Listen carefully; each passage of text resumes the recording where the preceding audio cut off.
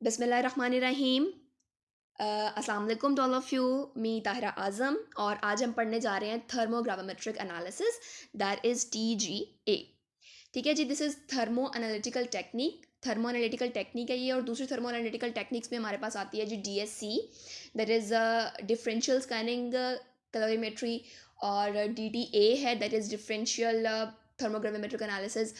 तो वो भी इंपॉर्टेंट हैं और उस पर होंगी मेरी नेक्स्ट वीडियोस। और आज हम पढ़ने जा रहे हैं डिटेल में TGA। इसका हम प्रिंसिपल्स देखेंगे, एग्जाम्पल्स देखेंगे, और देखेंगे कि हम TG कर्व को किस तरह से इंटरप्रेट कर सकते हैं और एक TG कर्व क्या शो करती है, किस किस तरह से उस ग्राफ में चेंजेस आएंगी और वो चेंजेस हमें क्या शो करती हैं। ठीक, इंस्ट्रूमेंटेशन देखेंगे इसकी, फैक्टर्स कौन कौन से अफेक्ट करते हैं हमारी TG कर्व को, and ultimately the applications of TGA। So first of all, let's see what is TGA। ठीक है जी, this is a thermal analysis, जिसमें क्या करते हैं जी, हम टेम्परेचर को चेंज करते हैं और टेम्परेचर के चेंज करने की वजह से हम देखते हैं हमारे मास में क्या चेंज आ रहा है। उस चेंज को हम मैयर करते हैं, उसका ग्राफ बनाते हैं और उस ग्राफ को इंटरप्रेट करते हैं। तो इस सब का मकसद क्या है, क्यों हम टेम्परेचर को चेंज कर रहे हैं और मास को मैयर कर रहे हैं? To determine the material thermal stability, यानी किस टेम्परेचर तक हमारे मटीरियल के मास में कोई चेंज नहीं आ रहा, वो डिफाइन करेगा कि हमारा मटीरियल किस टेम्परेचर तक थर्मली स्टेबल है। प्योरिटी देखेंगे अपने मटेरियल की, और डिकम्पोजिशन रिएक्शंस किस तरह से होते हैं, उसमें किस पॉइंट पे हमारा मटेरियल या हमारा सैंपल जो है वो डिकम्पोज हो रहा है। ठीक है, that is decomposition temperature.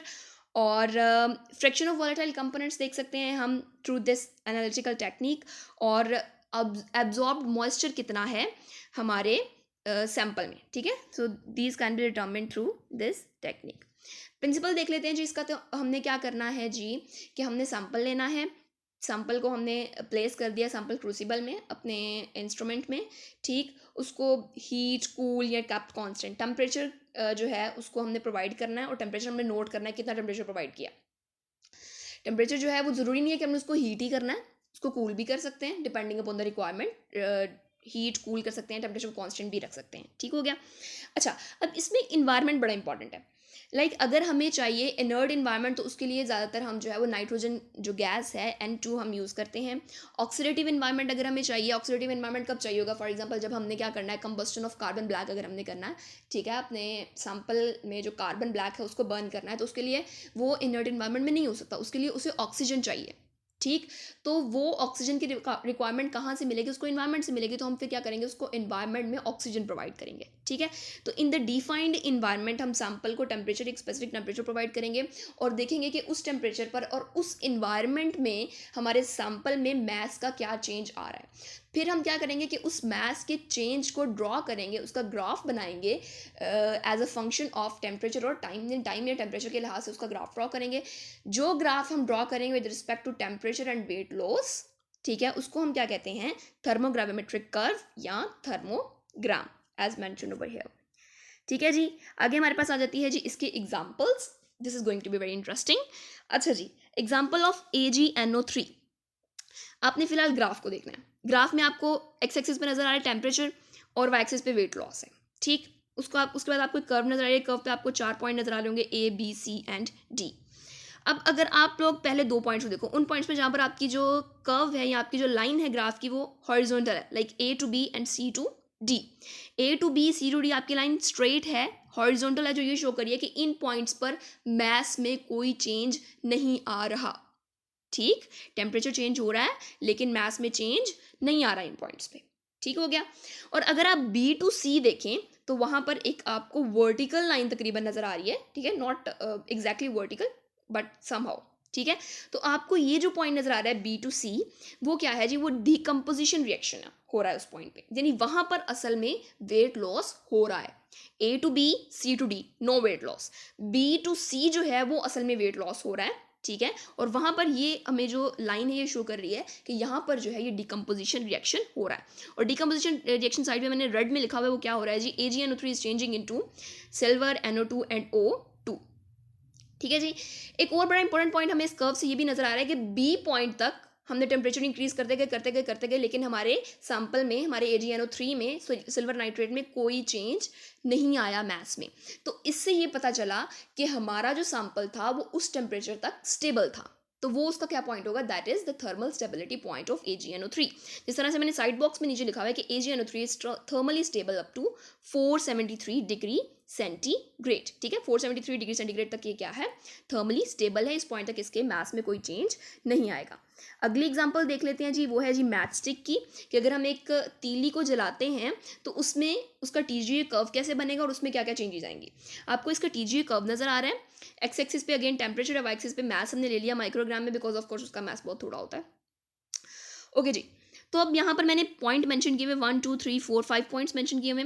First point पे आपको एक छोटी सी कर्व नजर आ रही है। ठीक है, अगर मैं इसको जूम कर दूं थोड़ा सा तो आपको एक छोटी सी कर्व नजर आ रही है पॉइंट 1 पे। तो ये कर्व, ये जो थोड़ा सा चेंज है ग्राफ में, ये क्या शो कर रहा है कि यहाँ पर जो वॉलेटाइल कंपाउंड्स थे वो लूज हो गए हैं। ठीक हो गया। पॉइंट 2 जो है दैट इज द मेन जो है ना, वो आपको वर्टिकल तकरीबन 9 नजर आ रही है। तो पॉइंट 2 जो है वो शो कर रहा है कि आपकी जो मैच स्टिक थी उसका जो मटेरियल था वो डिकम्पोज हो चुका है। ठीक हो गया। पॉइंट 3 पे क्या हुआ है कि इन्वायरमेंट चेंज हो गया है फ्रॉम इनर्ट टू ऑक्सीडेटिव, यानी फ्रॉम नाइट्रोजन टू एयर और ऑक्सीजन। ठीक हो गया। अब इन्वायरमेंट क्या हो गया, ऑक्सीडेटिव। जिस तरह से मैंने आपको पहले बताया कि ऑक्सीडेटिव इन्वायरमेंट फॉर एग्जांपल अगर हमें रिक्वायर है for the combustion of carbon. ठीक है, तो अब यहाँ पर क्या होगा कि चूंकि हमारा इन्वायरमेंट ऑक्सीडेटिव हो गया, तो अब जो हमारी मैच स्टिक में कार्बन थी वो भी बर्न हो जाएगी। अब यहाँ पर ऑक्सीडेटिव क्यों किया, क्योंकि कार्बन को बर्न करने के लिए ऑक्सीजन रिक्वायरमेंट है। ठीक हो गया। तो इन्वायरमेंट चेंज होगा पॉइंट 3 पे, और पॉइंट 4 पे आकर जो कार्बन उसमें रिमेनिंग था आफ्टर द डिकम्पोजिशन, जो कार्बन उसमें रह गई थी वो भी क्या हो जाएगी, डिकम्पोज हो जाएगी। और एट पॉइंट 5 आपका जो मैच स्टिक है वो कम्प्लीटली बंद हो गया है। इस पॉइंट पे सिर्फ इनऑर्गेनिक रेजिड्यूज बच जाएंगे, और जो इनऑर्गेनिक रेजिड्यूज हैं वो अब मजीद डिकम्पोज नहीं हो सकते। ठीक है जी, so this is how we interpret the TGA curve. ठीक है जी, आगे चलते हैं जी अपनी थर्ड एग्जांपल की तरफ, that is calcium oxalate monohydrate CaC2O4H2O। Monohydrate इसके साथ एक वाटर मॉलिक्यूल है। अब इसका ग्राफ आपको थोड़ा सा डिफरेंट नजर आ रहा है। इसमें आपके पास 3 जो है ना वो प्लेचूस बने हुए हैं, A B और C, मैंने जो आपको डिनोट किए हुए हैं ब्लैक से यहाँ पे। ठीक है जी, तो अगर आप A को देखें, साइड पे रिएक्शन देखें, तो A पॉइंट पे किस रिएक्शन की वजह से प्लेचू बना है, वो क्या जो है वो रिएक्शन था, वो ये था कि वहाँ पर जो वाटर है वो लॉस हो गया। पहले पॉइंट पे वाटर लॉस हो गया। ठीक, और कितने टेम्परेचर पे वाटर लॉस स्टार्ट हुआ, 100 डिग्री सेंटीग्रेड पे, हमें ये भी पता चल गया। ठीक हो गया। अगर आप सेकंड प्लेचू को देखें जो आपके पास B है, तो वहां पर क्या हुआ कि आपका जो कैल्शियम ऑक्सलेट है वो कन्वर्ट हो जाएगा कैल्शियम कार्बोनेट और कार्बन जो है वो मोनोऑक्साइड में। तो 400 डिग्री सेंटीग्रेड पे हमें पता चल गया कि कैल्शियम ऑक्सलेट मोनोहाइड्रेट जो है 100 डिग्री सेंटीग्रेड पे वाटर लॉस कर देगा, 400 डिग्री सेंटीग्रेड पे कार्बन डाइऑक्साइड को लॉस कर देगा, कार्बन मोनोऑक्साइड को। ठीक है, और 680 डिग्री सेंटीग्रेड पे क्या कर देगा, वो कार्बन डाइऑक्साइड को लूज कर देगा। ठीक है, और C पॉइंट जो है, C जो हमारे पास प्लेचू आई है वो किस वजह से आई है, क्योंकि उस पॉइंट पर जो कैल्शियम कार्बोनेट बना था उसने क्या बना दिया, calcium oxide and carbon dioxide. ठीक है जी, तो इस तरह से अगर हमारे पास बहुत सारे प्लेचूज आ रहे हैं तो इसका मतलब है उसमें सक्सेसिव डिकम्पोजिशन रिएक्शंस हो रहे हैं। फॉलोड। ओके जी, so let's move to the instrumentation, that is very important. Instrumentation बड़ी इंपॉर्टेंट है इसकी। अच्छा जी, इसकी इसमें 3 जो है ना हमारे पास पार्ट्स होते हैं, मेनली फर्नेस है, थर्मोबैलेंस है और रिकॉर्डर है। फर्नेस ज़ाहिर है टेम्परेचर प्रोवाइड करने के लिए, और फर्नेस के ऊपर आपको ये जो आपको शेडेड पोर्शन नज़र आ रहा है ना इसमें, जो मैंने साइड पे लेबल भी किया हुआ है रेड से, फर्नेस। ठीक है, इसके साथ जो है वो एक लगा हुआ है फर्नेस टेम्परेचर प्रोग्रामर, जो इसके टेम्परेचर को प्रोग्राम करेगा, यानी इसके टेम्परेचर को कंट्रोल करेगा, जिसको हम कमांड देंगे कि अच्छा जी हमने अपने सैंपल को इस टेम्परेचर तक हीट करना है। ठीक है, और उसके ऊपर जो है वो आपको नजर आ रहा है atmosphere control, that is important. Like हमने एटमॉस्फेयर जो है वो इनर्ट देना है, हमने आर्गोन देना है, हमने एटमॉस्फेयर में CO2 देना है, हमने ऑक्सीडेटिव एटमॉस्फेयर देना है। ठीक है, तो एटमॉस्फेयर कंट्रोल है फर्नेस के ऊपर, और फर्नेस जो है उसने सराउंड किया हुआ है किसको, सैंपल होल्डर को। ठीक हो गया, नहीं आपके पास सैंपल होल्डर है, सैंपल होल्डर के नीचे आपको नजर आ रहा है टेम्परेचर सेंसर। टेम्परेचर सेंसर ने टेम्परेचर सेंस करना है सैंपल का। ठीक, उसके नीचे रिकॉर्डिंग बैलेंस है जो कि रिकॉर्ड करेगा किसको, मैस चेंज को। सही है, तो इस तरह से कोरस्पॉन्डिंग टेम्परेचर, यानी जिस टेम्परेचर जो टेम्परेचर पे मास चेंज हो रहा है वो दोनों चीज़ें हमारे पास रिकॉर्ड हो जाएंगी कि इतने टेम्परेचर पे इतना मास चेंज हो रहा है। ठीक हो गया। अच्छा जी, जो टेम्परेचर सेंसर है वो उसमें थर्मोकपल्स लगे हुए हैं, प्लाटिनम और प्लाटिनम रोडियम के। ठीक है, और चेंज इन वेट कैसे मेजर होगा, रिकॉर्डिंग बैलेंस से, कि बीम बैलेंस जो है हमारे पास वो एक डिफ्लेक्शन दे देगा कि अच्छा इस पॉइंट पे जो है वो उसकी जो नीडल जिस हद तक मूव करेगी उसकी नीडल बीम बैलेंस की, ये जो बीम डिफ्लेक्टर है उस नीडल की मूवमेंट से हमें पता चलेगा कि अच्छा मास में इतना चेंज आ चुका है. सो this is actually in the recording balance.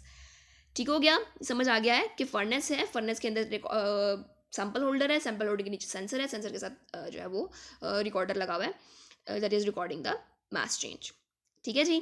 तो इसमें अब प्रोसेसिंग किस तरह से हो रही है, वही बात दोबारा कि सैंपल जो है उसको हमने सैंपल क्रूसिबल में रख दिया, सैंपल होल्डर में रख दिया, फर्नेस का टेम्परेचर चेंज किया, कॉन्स्टेंटली चेंज करना है, कॉन्स्टेंटली चेंज किया, उसके टेम्परेचर को कम करना है, कम किया, ज़्यादा करना है, ज़्यादा किया, नहीं फर्नेस से हमने टेम्परेचर प्रोवाइड किया और हमने कॉरस्पॉन्डिंग टेम्परेचर और मास को क्या कर लिया, नोट कर लिया.